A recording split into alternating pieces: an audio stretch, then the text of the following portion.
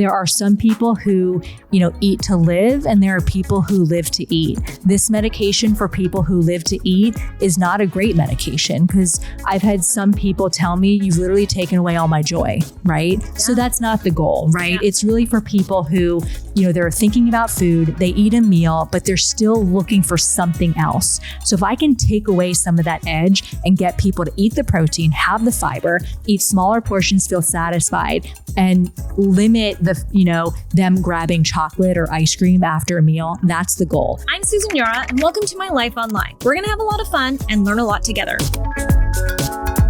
The topics of gut health and Ozempic have come up in past episodes, and there seem to be so many mixed opinions about both. That's why I reached out to today's guest, Dr. Michelle Pearlman. She's a board-certified gastroenterologist and also an obesity medicine expert. She really takes the approach that food is medicine, and I really love that because in today's episode, we talked about how you should be eating, diet medicines, the pros and cons of them basically, and also the connection between your mind and your gut. It's all so fascinating, and I even feel like I learned a lot. So I'm excited about these topics that we're going to discuss today because we need a true expert who is a doctor who does this day in, day out, sees all these different patients and the things that they're going through to really talk about the pros and cons of just everything that is being discussed when it comes to what you should be doing for your gut health and what you should be doing when it comes to weight loss, and whether it should be surgery for weight loss, whether it should be semaglutide for weight loss. I just think that this is a conversation that's really popular. I'm sure you're just completely busy and taking a lot of time for us. I appreciate it. So let's first talk about your background and what people should be looking for when they want to find a doctor to address any of these things. Yeah. So thank you so much for having me. Everything you just spoke about is what I do every single day, and I'm so passionate about it. So again, thank you for having me. My background is actually, I am a board certified internist and I'm a gastroenterologist. So really most of my training was geared towards gastroenterology, where I was trained as a proceduralist, learning how to do endoscopies and colonoscopies. And it was interesting because so many of my patients would wake up from anesthesia and say, "Doc, what's wrong with me? I'm suffering. I'm having bloating, heartburn, diarrhea, constipation. What is wrong?" And I was tired of saying, great news, Bob, everything was normal. Because do you think Bob was happy when I told him I didn't have a diagnosis? People want a diagnosis. And so many of these GI conditions that I learned about are tied to being overweight or obese, or some of these nutritional habits that we start, learning from in our infancy and drinking tons of juice. And so what I realized is, although I'm pretty good, I would say at doing endoscopies and colonoscopies, I wasn't really moving that part of the field forward. And really where my secret sauce is talking about the foundation, which is nutrition, how we are supposed to move our bodies at various phases of our life, and using the tools in the toolbox with these medications to teach people how to have long-term success. I went through gastroenterology, and it wasn't until my 14th year of medical training that I actually learned how to sit down with a patient and ask them, what are you eating on a typical day? And what does your family unit look like? And what is your budget? And what are your food sensitivities and allergies? What sort of changes are you willing to make? Yeah. My 14th year of medical training. I mean, first off, the fact that you're doing 14 years of medical training, but second, yes, that's crazy that it took that long to get to that, it's such a simple conversation. It's not really embedded in medical education, unfortunately. Mm-hmm. And it wasn't even within my own specialty. I went into gastroenterology because I wanted to learn about gut health and nutrition. I actually sought mentorship from an endocrinologist at UT Southwestern where I was training, where he was the one that actually taught me really everything that I do today. So he really changed the way that I practice. So I do have that foundation and that general gastroenterology foundation, which has really helped me because it's all about understanding normal digestion, normal absorption. You have to understand what is normal before you can help someone figure out why things are not working appropriately. Yeah, that makes sense. These weren't questions that I actually had planned on asking you, but you said something that as a mom to young kids made me kind of go, wait, I have questions about this. And you said it's that foundation starting from when we're young. Mm-hmm. And I think about this all the time. You said juice, for instance, is really bad. I mean, I'm giving my kids juice mostly because they ask for it. And at some point you just give up, right? And you're like, okay, fine. If you want lemonade, it's like lemonade is like the thing, especially at restaurants, or they want a Sprite or a Fanta or something like that kind of thing. What is so bad about that? Yeah, I think part of the issue is there is a genetic component when it comes to weight and other chronic conditions. Okay. And so oftentimes if a child is struggling with obesity or being overweight or other conditions, we'll say, oh, well, your mom or your dad also struggle with diabetes or weight issues. And so there is definitely a genetic component. But what also kind of runs in the family is the environment and all these behaviors that we learn from very young. How do we soothe a baby? Now, I'm not a mother, but how do I see mothers soothe their babies? They give their babies food or beverages with sugar, right? Yeah. So if we want to get rid of this uncomfortable sensation, whether it's a baby or a child is anxious, sad, happy, whatever it is, we start enabling these behaviors by soothing them with food. Yeah. They may just be tired, but we give them sugar, right? And so it's these learned behaviors from infancy. And it's one thing if we give a child, let's say an orange, because they're hungry or they're craving something sweet. But do you know how many oranges you have to squeeze to get a glass of orange juice? Yeah, I've tried. I gave up. I got a juicer back when it was popular to have a juicer, and I immediately gave up on that. So it's probably like 5 or 6 large oranges. Now, you would never eat 5 or 6 oranges, right? You would be full because you also get the fiber component. You have to chew the food. You have to allow for proper digestion and absorption. And by the time you digest that food, it sends signals to your brain to say, brain, I'm full. Yeah. It's very easy to consume, the amount of 5 oranges in juice because liquids empty faster from the stomach. And so you end up getting all the sugar, none of the fiber in much larger quantities than you would ever consume. Right. But that's, fresh juice is still better than high fructose corn syrup. So high fructose corn syrup and all of these added sugars are much sweeter than natural sugar. Yeah. And there's only so many organs that can tolerate that. And the liver is one that can kind of process high fructose corn syrup, but only to a certain degree. Do you know the most common reason for liver transplantation? No. It's fatty liver, actually. It used to be alcohol and it used to be hepatitis C. We have cures for hepatitis C. And if someone stops drinking, part of their liver can definitely regenerate. But when you take in extra sugar, specifically like high fructose corn syrup, you get extra fat in the liver. And we're seeing that in kids, fatty liver. So fatty liver can be a major, major issue. Interesting. Yeah. So when people come to see you for weight loss issues or gut health problems, you're not seeing the people who are like just vain, right? Because this is what I think we see mostly on social media, right? Especially, and I think this is what gets people so mad about semaglutide injections is that they see these like people who are just vain, celebrities, that kind of thing, right? Influencers, and they're already thin. And then you find out they're actually doing all these different things like semaglutide injections, and that makes people furious, right? But I've brought you on to talk about the pros and cons, but mostly the pros of what you see when it comes to people's actual health. Yeah. So I think when it comes to what are the tools in the toolbox for weight loss, right? With or without medication, with or without bariatric surgery, you need optimal nutrition. What is optimal nutrition?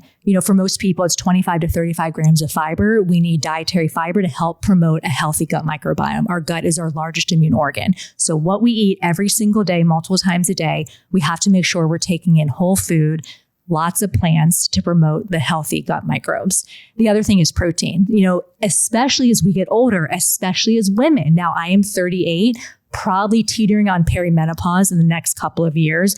As we get older and our hormones change, we need more protein than we ever needed before. So most women, peri and post-menopause need at least 100 grams of protein a day. So protein and fiber are really the key things that we need to have to maintain, a healthy cardiometabolic profile, healthy muscle, strong bones, and a healthy gut microbes. And so with these medications or bariatric surgery, they don't do the hard part, right?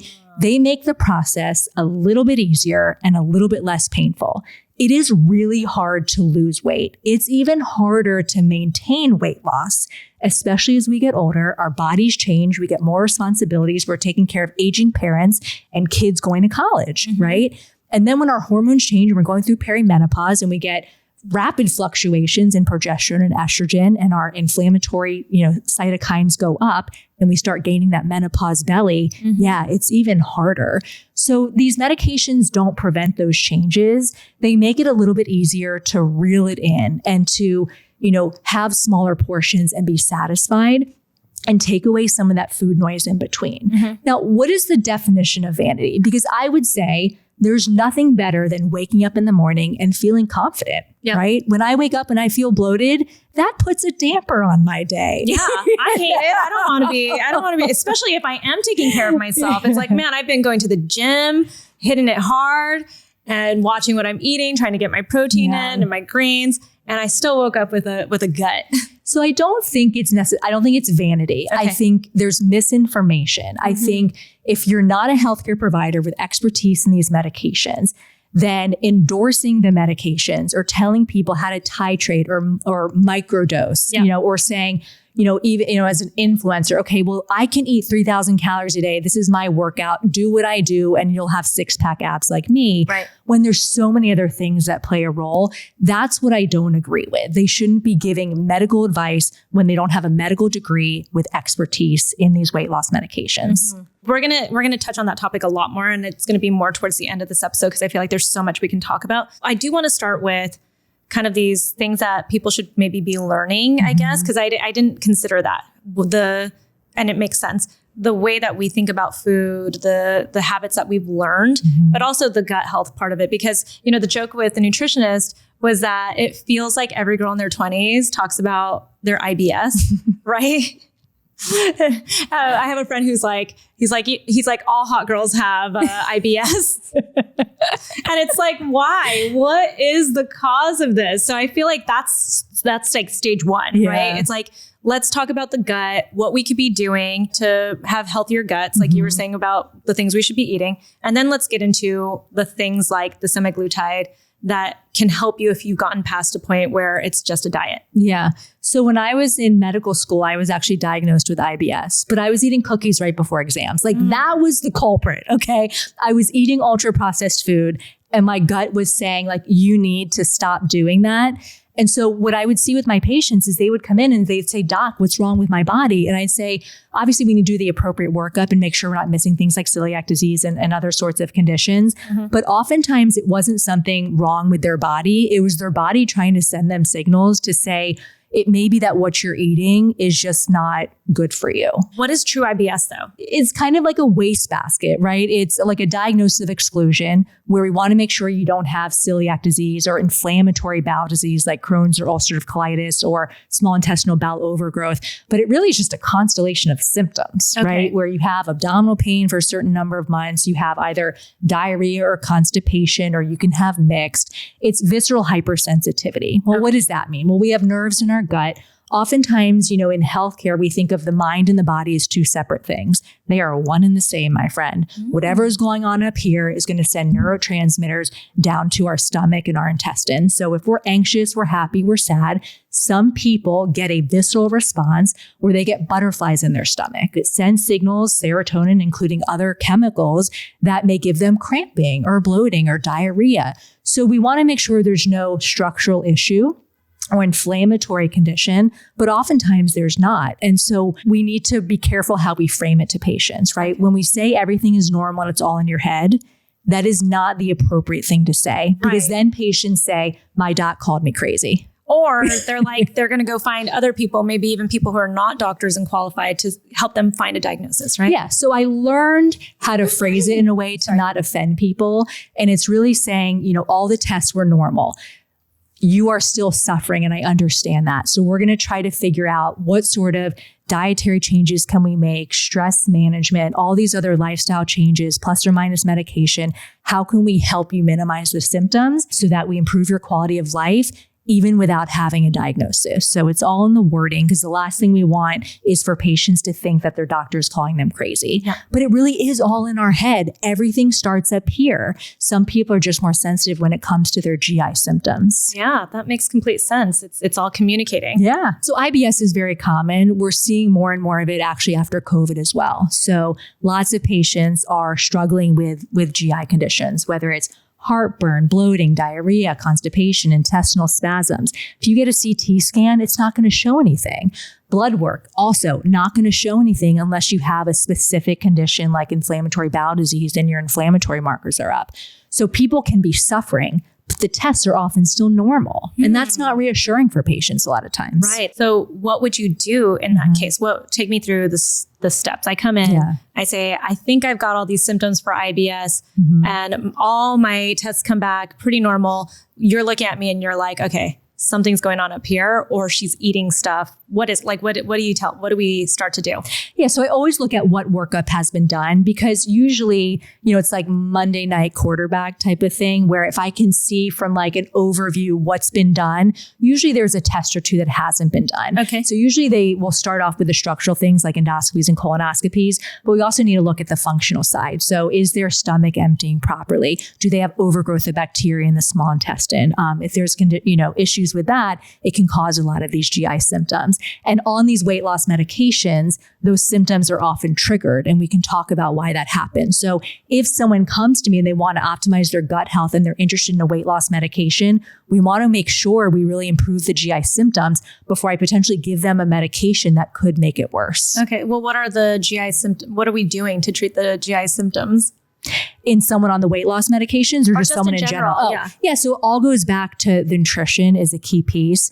Everything starts in the brain, and then digestion starts in the mouth. Right. So I don't know about you, I'm guilty of inhaling my food. I just did it. Right when you walked in, I saw you. I wasn't going to say it, but I was not chewing. I was just swallowing. So digestion starts in the mouth. That's really where we mechanically break down the food. And then we have enzymes that break down the carbohydrates. Then the food bolus travels down our esophagus into the stomach. It takes a normal stomach about 4 hours to empty. So if we're not chewing properly, then we're not allowing for proper digestion. Okay. If we're talking while we're eating, or having, what are those cups that everyone's obsessed with the straw? The Stanley? Yeah, the Stanley cup. If we have a huge Stanley cup, it's got sparkling water, we're chugging it through a straw.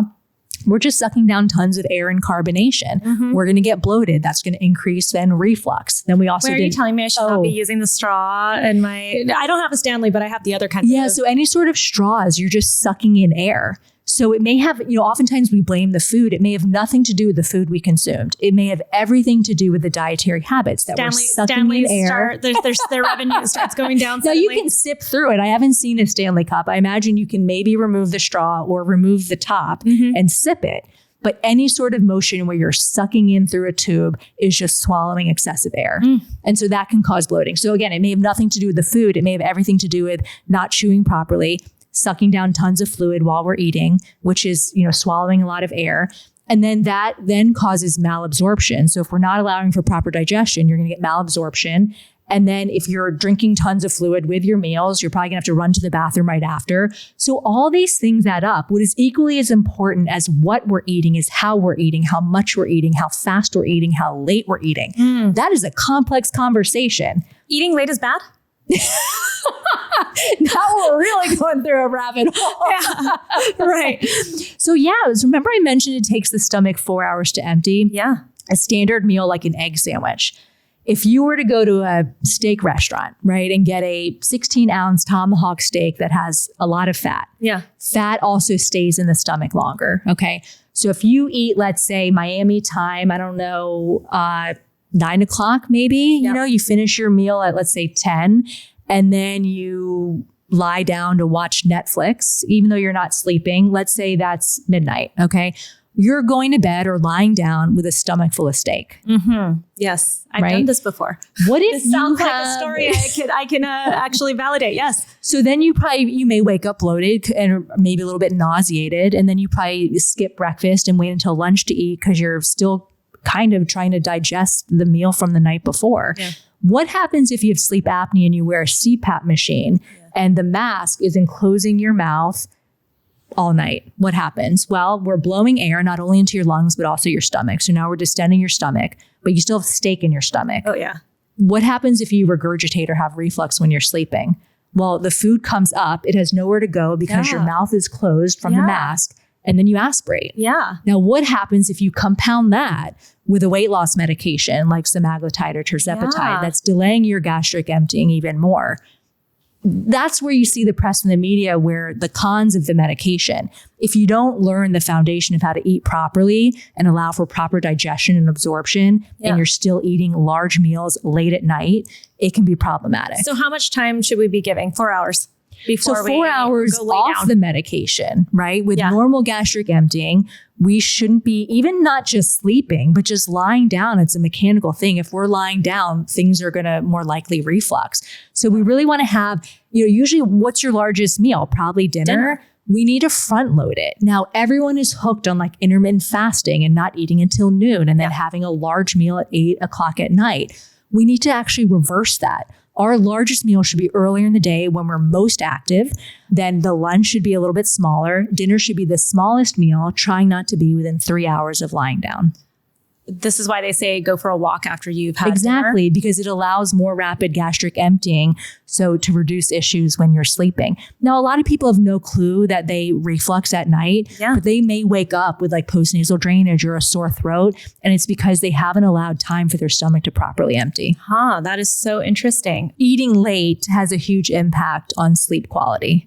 And when does your day start? Starts the night before, right? Because if we go to bed at like midnight, we didn't get quality sleep. We wake up at 6. Now, what are we going to do? We're going to over caffeinate the whole day. We're going to be not in the best mood. We're probably going to choose high sugary, options to help calm us down. It ends up being this vicious cycle. So my day starts the night before. If I eat too late, even if it's healthy, if I eat too late, I feel it in real time. My sleep quality. I feel like you're yelling at me. Why am I being scolded right now? I didn't sign up for this. But these things are so common. It's actually like culturally normal to do all of these behaviors. I'm actually considered abnormal. People usually don't like going out to eat with me because I like going out to eat at 5:30. Well, I kind of do too. I actually picked this up as a mom because I've got young kids. So eventually that did happen. And I did notice I was feeling better having an earlier dinner. But I never really could explain it. And then, I loved there's like social media videos where they're like, go on a fart walk, it's like, that's hilarious. It catches your attention, but it makes sense that you would feel better if you go for a walk after you have a meal, especially dinner. So when people are coming to you and they're like, I have IBS, a lot of the time, not always, you could probably trace back their habits and you just nail it right there. You're like, this is what I need you to do behaviorally. But the challenge is it's a lot of things to work on. These are so ingrained in everything that we do that every time I shovel food in my mouth, I'm just like, Michelle, what are you doing? You tell people all the time to chew your food. What are you doing? These things are very difficult. What do you mean by chew your food? Because I think everyone has a different definition of chewing your food. So you want to actually liquefy it in your mouth. Okay. Okay. I'm not spending enough time at all, in fact, at all chewing my food. And most people don't know what satisfaction feels like from a hunger standpoint. In America, we eat until we're full or we're busting at the seams and can barely breathe. In other countries, we stop when we're satisfied. Right. So it's understanding, okay, am I satisfied or am I full? If we're full, we've eaten too much. Okay. But it takes, so when it comes to normal physiology and those hunger and satiety hormones, it takes about 20 minutes for those satiety hormones like GLP-1. So let me actually take you through how these medications work. Okay. Let's talk about it. Okay. So again, it all starts in the brain. We chew our food, the food goes down. When our small intestine senses the food, our body makes GLP-1, glucagon-like peptide 1 naturally. Okay. This is just us naturally without taking the injections. Exactly. So that hormone is released from the small intestine and sends signals to the brain and says, brain, I'm full. But that process takes about 20 minutes. So if we're eating 1,500 calories in a 5-minute span, we may think we need that much food to feel satisfied. If we would have had half that serving and given our body 20 minutes to actually chew it and digest it, then we could have gotten away eating 600 calories and actually felt satisfied. But we consume 1,500 and then 20 minutes later, we feel stuffed. The problem is our body has an enzyme called DPPP4 that breaks down that enzyme in like 1 to 2 minutes. Okay. So these medications like Semaglutide, Tirzepatide, Liraglutide, they're all GLP-1 agonists with some additional components. They're not Ozempic. They're all in the same class. Okay. So we have Saxenda. This was the first weight loss medication that came out. It's Liraglutide, early 2000s. Now, more recently was Ozempic that came out for diabetics around 2017. So they all come in like the same kind of pen delivery system. They're all in the same class of medication.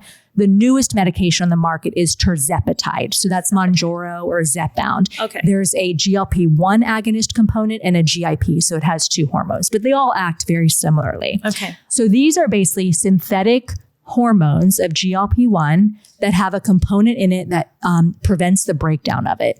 So the hormone GLP-1 is around your body a lot longer. The half-life is about a week. So instead of me releasing this hormone and it being broken down in 1 to 2 minutes, the hormone is floating around for a lot longer. Okay. So it sends signals to our brain where we have receptors and it says, brain, I'm full. So this is even while you've just started eating. Yeah. You're already getting receptors. Exactly. Because it's already around in the body. Okay. Exactly. So it says, brain, I'm full. And it also slows down the rate at which the stomach empties. So if it takes a normal stomach 4 hours to empty, then it may be that food now in your stomach is going to stay in there for 5 hours or 6 hours. It's hard to say, but it usually delays that 1 hour postprandial emptying. Okay. This makes so much sense to me now. I had a friend early in the trendiness of Ozempic starting where it was more for I had friends who were, I thought, thin, who took it because they even wanted to be thinner, right? And they were getting it from their med spas or something, right?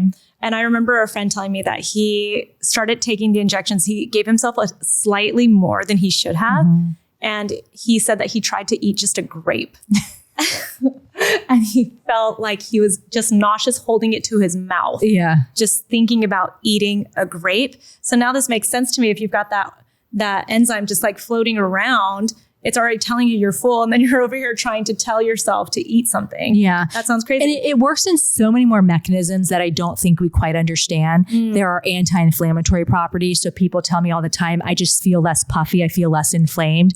There's effects on the heart. There's effects on the brain. There's effects on, they're doing clinical trials in addiction with alcohol and drugs. Yep. Food for some people is an addiction. Yep. There are some people who, eat to live, and there are people who live to eat. This medication for people who live to eat is not a great medication because I've had some people tell me, you've literally taken away all my joy, right? Yeah. So that's not the goal, right? Yeah. It's really for people who, they're thinking about food, they eat a meal, but they're still looking for something else. So if I can take away some of that edge and get people to eat the protein, have the fiber, eat smaller portions, feel satisfied, and limit them grabbing chocolate or ice cream after a meal. That's the goal. The goal is not to create food aversions or eating disorders. So that's the fine line, right? Because if you have people who are already calorically restricting themselves and they're very nervous about gaining a pound, and you put them on this medication and now they have no hunger and they just don't think about eating. Some people want that.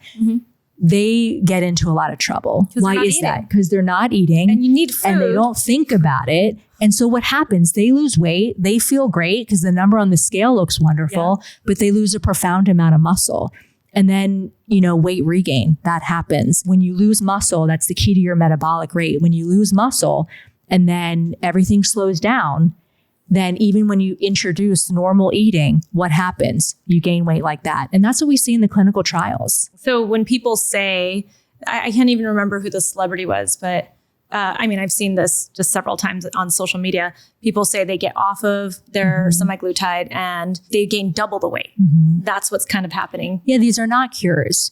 Now, this is nothing new, okay? For just diet and exercise. People are on this diet and that diet their whole freaking life. And what happens? We see it with diets. They just may not be losing as profound weight, right? So maybe they used to lose 20 pounds and now on these medications you're losing 50, so it's more drastic. Right. But it's the yo-yo. I don't know if you've heard the term metabolic adaptation. The body changes when we lose weight. Right. A couple things happen. Okay. So it's a survival advantage to hold on to fat. Because we were more likely, centuries ago, we were more likely to die from starvation than we were from obesity. Our bodies haven't evolved. So when our body senses less calories and more movement, which is what we typically do to lose weight, our body says, no, I need to hold on to the fat. And so what happens is our muscles actually become more efficient at burning calories. So even if you're working with a trainer, you're actually going to burn less calories doing the same workout, same duration, same intensity at a lower weight. Your hunger hormones go up. Your body's trying to get you back to your prior weight, and your satiety hormones go down. So we use medications like Wegovy, like Zepbound to dampen that hormonal response we know is going to happen with any weight loss. Right. Diet and exercise, medication, or bariatric surgery. It's trying to prevent that weight regain that happens to a lot of people. Right. That makes sense because your body thinks that was your normal weight. We got to get back there. Yeah. So it tells you you're hungry. So if you compare, let's say, a 200-pound person who is has always been 200 pounds. Then you look at someone who is 300 pounds and lost 100 pounds and is now 200. The person who lost 100 pounds, even if they have the same body composition now, both at 200 pounds, they're going to have a slower metabolic rate. Because the 300 to 200 pound person, their body has a set point and wants to get them back. And we can't really change that. First off, you said getting your protein in, getting your greens in, but then you also said bigger meal at the beginning of the day and then transitioning to a smaller meal. Take us through kind of like a typical day without having to, I guess, give the calorie number or something, because it varies with everybody. But what should our meals look like then? So I actually don't have people calorie count. I think we're so hyper fixated on calories. I think we're also probably hyper fixated on macros. The reality is when we eat whole foods, when we eat lean protein, when we get our dietary fiber, we end up feeling satisfied, and then we're not overeating the junk food. The issue is people overeat calories, but it doesn't have the nutrients their body needs. And because it's ultra processed, our brain is saying, I need protein. I didn't get it. Keep eating, keep eating, keep eating. Okay. So when we choose the right foods, it actually kind of self-regulates and we end up not overeating. Okay. So depending on the person and where you are in your kind of stage of life, we really need to start out our day with like 40 to 50 grams of protein. But for most people, they may say, oh, I have 1 or 2 eggs. That ain't enough. 1 egg gets you 6 grams of protein. No, I was hoping you were going to say at least 10. Yeah. So honestly, 40 to 50. Now, you can't get all your protein all in one sitting. So you can't optimize all that. If you had 100 grams just for 1 meal a day, we should be spreading it out throughout the day, whether that's 2 meals and a snack, 3 meals, 4 meals, it doesn't really matter. But we really should be starting our day with very dense protein. Now that can be plant-based, right? It could be tofu. It could be, nuts, seeds. You can make a smoothie. There's lots of ways to do it. Smoothies are easy for people who have trouble eating a meal. Yeah. It's a lot easier to get 40 grams of protein in a smoothie than it is to eat 40 grams. But specifically with people on these weight loss medications, oftentimes because I'm suppressing their hunger, they won't eat until noon. And then there's no way that they're going to be able to get 100 grams of protein between noon. And if I tell them to shut down the kitchen at 6, how in the world are they going to get 100 grams of protein in a 6-hour window?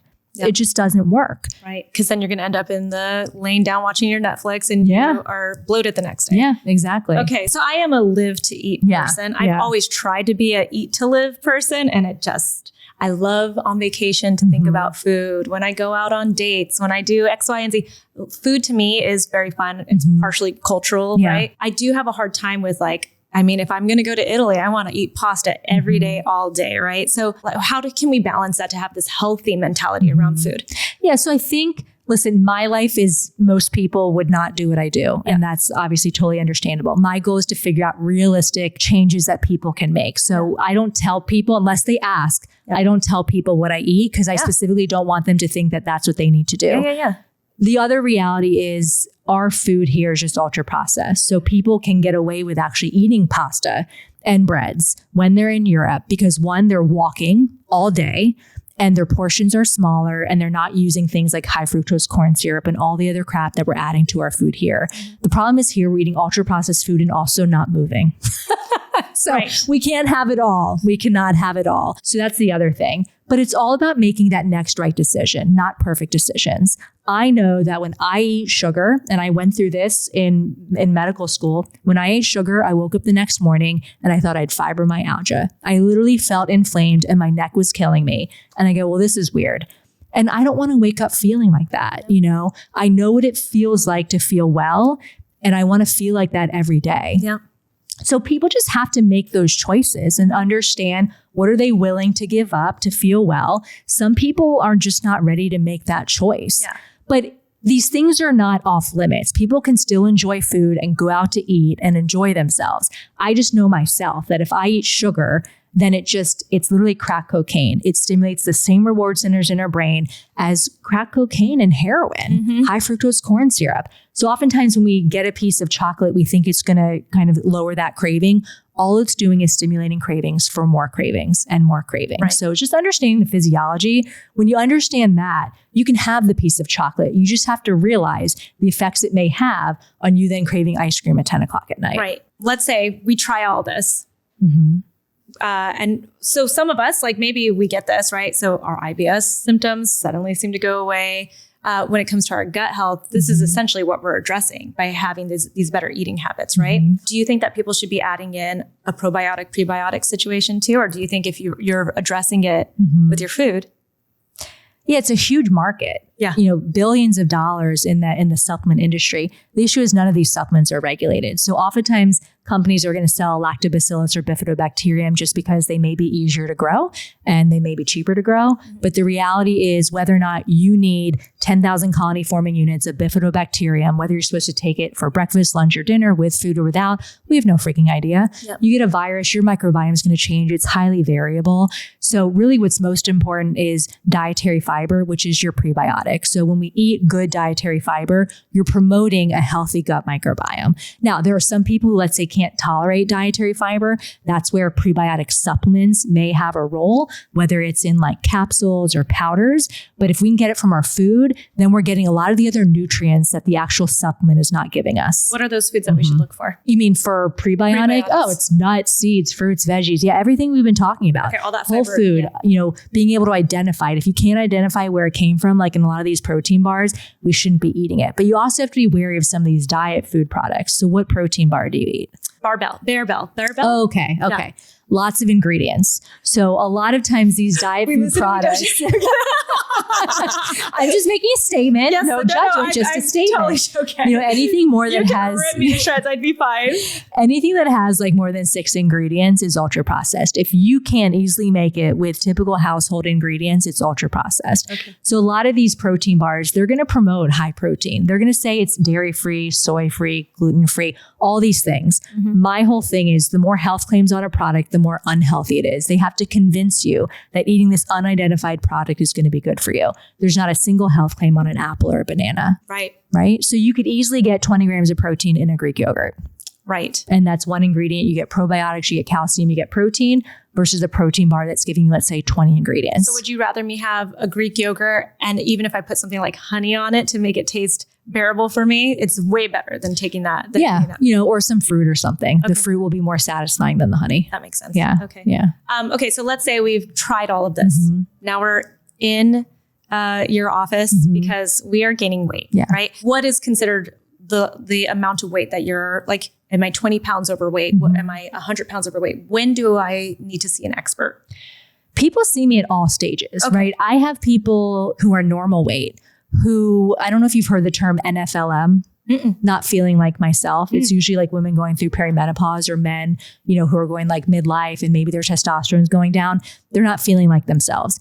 They may have gained 5 pounds, right? And they go to their primary care doctor and their doctor says, you're healthy, your labs look fine, just eat less and move more. That's the typical conversation. Okay. But if you have someone who's used to, performing at such a high level, like I have one patient who has like 9 titles in Florida for being a runner.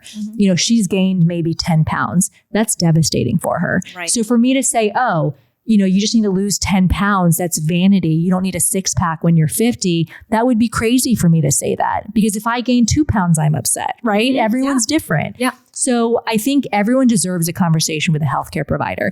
The challenge is finding the healthcare provider who's going to listen when you don't have a diagnosis that we can bill you for, right? Right. So if you, like right now I have a concierge practice, so, I don't bill through insurance, but if you were to try to, at my prior job, schedule an appointment with me as a gastroenterologist to say, I don't have any diagnoses, but I just want to improve my gut health. Or I'm normal weight, but I've gained about 5 pounds and I want to make sure I limit the weight gain during perimenopause. They won't schedule you because I have nothing to bill you for through the typical insurance model. Right. So really the challenge is finding that healthcare provider who's going to provide you the stage to have that conversation. Okay. But everyone deserves that conversation to really prevent these weight changes that are so common in everyone. It doesn't matter how health conscious you are. Everyone deserves that conversation. So it all starts with the foundation. If someone wants to lose like 5 or 10 pounds, these medications are really not good options. I think, with that degree of weight loss, they really just need some fine tuning. But if someone is, let's say, perimenopausal, they're gaining a bunch of weight around their midsection, they're now having high cholesterol or prediabetes, which is very common midlife. That's when most women develop these chronic conditions, is when estrogen drops. I'm not going to say you don't deserve a medication as a tool. Right. So we use these medications off label. Again, I don't use it just to have someone lose 5 or 10 pounds. But if someone is struggling, if they're developing conditions that could potentially be prevented or reversed, I always bring up the conversation on what are the tools in the toolbox. If I can help you, why the hell not? Going right back to the medications, the pros and cons. Let's just hit on that really quick to wrap up the whole episode. Yeah. So pros, we can't change the food industry. Maybe we're making some minor changes, but these medications help people feel satisfied with smaller portions and get rid of the food noise in between. So they help with cravings. Will you explain food noise? Because that was the most fascinating thing I heard when this started to become popular. Yeah. So people just constantly think about food. So it kind of takes that away where people, save hours of their day. They're not thinking about food. They're more productive. They're able to do their normal stuff and not constantly thinking, when is my next meal going to be? And that can be devastating. Yeah. I mean, I wake up in the morning and I'm like, what am I going to eat for breakfast? And I'm eating breakfast. And I'm like, what are we going to do for lunch today? Right? Like that's what you mean by food noise in a way, right? Yeah. So they can help with all those things. Prior to, let's say 2018, when it came to weight loss medications, we had 5 medications that were FDA approved to help people lose weight, but they had people lose maybe 3 to 8% of their body weight. These newer medications help people lose anywhere from 5 to 20% of their body weight, which is really profound. The 20% is actually, close to some bariatric surgeries, which is really great. So they're more effective. And so, and because they're more effective, do you see people dropping off with these surgeries now? Yeah. So a lot of my patients are not interested in surgery, but there are people who they want to go all non-invasive, right? Up until, the last 5 years, if you had a patient who was obese and struggling to lose weight, there was no nutrition conversation. They may say, oh, you should see a dietitian. The typical referral pattern would be for the primary care doctor to put in a bariatric referral. Whether or not you were interested in surgery, that was your only option, and then I would read bariatric surgery notes and they would say, patient has failed all conservative measures. And I'm thinking, I'm sorry, Weight Watchers and Jenny Craig does not mean failure of all conservative measures. We literally haven't tried any sort of pharmacotherapy. The caveat to that is a lot of these patients had heart conditions, arrhythmias, AFib, high blood pressure. So you can't put someone on a stimulant like phentermine, which was used for weight loss, in someone with underlying cardiac conditions or in the older population. So these medications actually have cardioprotective effects, which is a beautiful thing. So there's data that actually shows a risk reduction in people with pre-existing cardiovascular disease, a 15 or 20% risk reduction in non-fatal MI or heart attack and stroke, which is great. So it's not only focusing on how do I get someone to lose weight. My focus is how do I improve your underlying cardiometabolic health? So you're not only living longer, you're not only thinner, but most importantly, you're living healthier. Are there any little cons? I hear things like diarrhea. That sounds like a huge con to me. So that's the one that I focus on. So for patients with chronic constipation, it's a beautiful thing because it helps with that. Most common side effects, nausea, heartburn, bloating, diarrhea, constipation. They can happen quite randomly. They usually happen when we start the medication, when we increase the dose, or within the first 24 to 48 hours after each injection. And there are once per week injections. Okay. But they often happen because someone is eating too much, eating too fast, eating too late, or eating a heavy fatty meal late at night. When we, again, go back to the drawing board and minimize those things, a lot of times the symptoms will improve. But we treat through the nausea. I don't tell someone to embrace the nausea and deal with it. We know that people who have more nausea, they're not more successful. So we do want to treat the symptoms. If someone's having diarrhea, I will give them medications to help prevent that.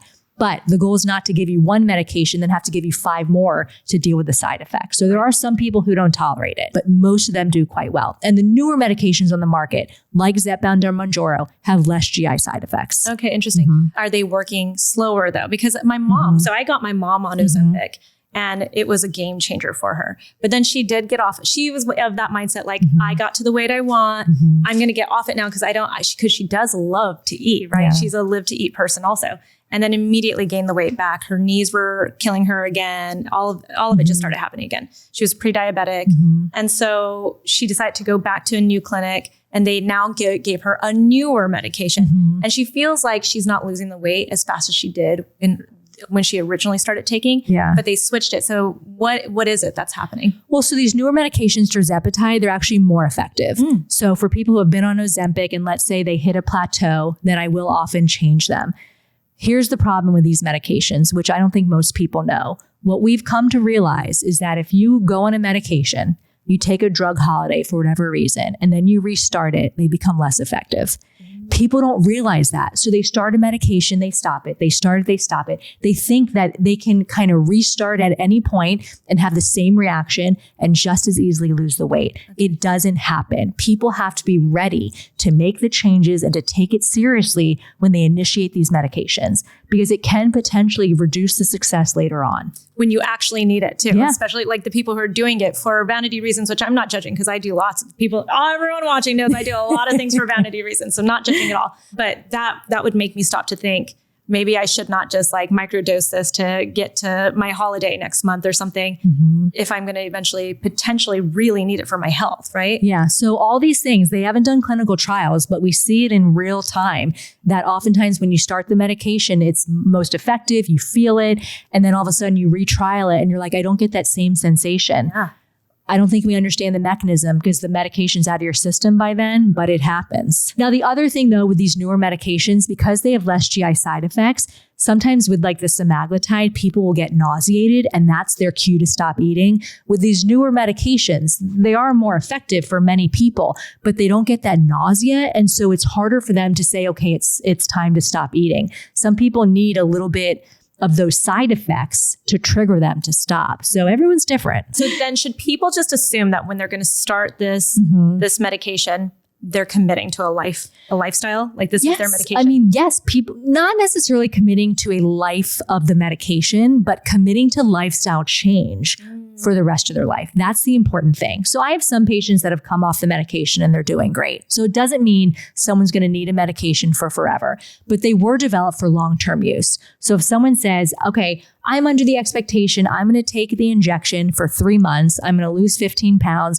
and then I'm going to call it a day. I say it's really probably at least a 6-month, closer to a year or 2-year commitment to really doing the medication. As long as you tolerate it, we get you on the appropriate dose, because you're not going to change your lifestyle in 3 months. No, I mean, who really changes their lifestyle even after, especially if you're using a medication? Yeah. I feel like the training of a lifestyle, you're saying this is like a life of habits that you've formed. Yeah. I can't imagine I would change my habits in 3 to 6 months. Yeah. I mean, some people can. I think they see the results and they're just like, you know what, this is a non-negotiable. I have to continue. But I also, everyone that comes into my clinic, they don't get a script, right? Like I don't sell weight loss. Yep. I promote overall cardiometabolic health. What brings people through the door is they want to lose weight. My goal, listen, I can get anyone to lose weight. If I calorically restrict you, I get you to do tons of cardio and I max out your dose, you'll lose weight. I want you to have long-term success 5, 10, 30 years from now. Yep. And how do I do that? It's the behavioral change. The issue is that takes time. It takes expertise. It takes patience. And the way that healthcare is currently set up, you get maybe a 30-minute new patient visit, and then I'll see you in 6 months. Yep. So we make you figure it out and say, okay, here's the medication. You got to just figure out how it's going to work for you. And then I'm not even really titrating your medication. So Can you, what's titrating? yeah. Okay. So every month we can either go up, keep you the same, or go down on the dose. Okay. These medications require a lot of hand holding, but in the typical healthcare scenario of my prior job, I had no room on my schedule. I was the only one that did medical weight loss. So I would see patients every 6 months. How in the world do I expect someone to change their behavior? If I write them a script, I had 40 minutes to learn everything about them, educate them, give them a plan. They'd say, Doc, I'll see you next month. I said, I'll see you in 3 to 6. Yeah. So we blame the patient when it's the faulty healthcare system, where we're not giving the time for education and guidance and hand-holding. Okay. And that's what my practice allows now. But the easiest part of my job is writing that script. The harder part is meeting with patients once a month to say, what are you eating for protein? Right? And they'll say, oh, I think I'm hitting 60. I go, I need you to take me through your day. I need to know portions. You need to send me pictures. All those things. It takes time. It takes investment from both the healthcare provider and the patient. It is a big commitment that not everyone is ready to make. Yeah. I could sit here and talk to you forever. I'm sure there's going to be so many questions too. Thank you so much for all of the information that you shared today. Thank you so much for having me. I'll see you at the gym. Thanks for joining us on this episode of My Life Online. If you enjoyed this podcast, make sure to follow, rate, and review, and also share it with a friend so we can continue making great episodes for you. You can also find me on social media. I'm at Susan Yara. And if you enjoy beauty, especially skincare, make sure to check out my YouTube channel, Mixed Makeup. I'll talk to you soon.